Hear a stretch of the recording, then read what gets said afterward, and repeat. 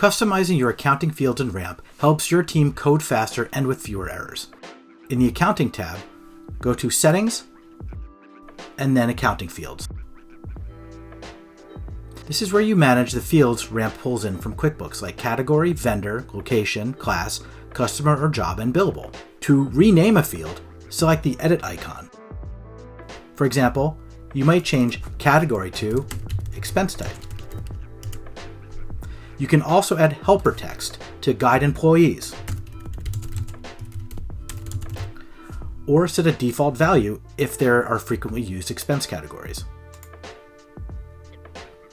To simplify the experience, select Update Options to hide unnecessary choices like bank and liability accounts.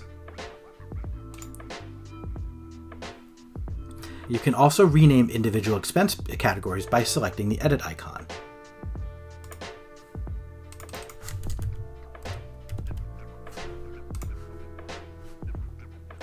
These changes only affect how fields appear in Ramp. They won't change anything in QuickBooks. If you're on Ramp Plus, you can go even further by clicking Create Workflow, so you can add individual if this then that rules for each category. Customize your accounting fields to make coding faster and clearer for your team.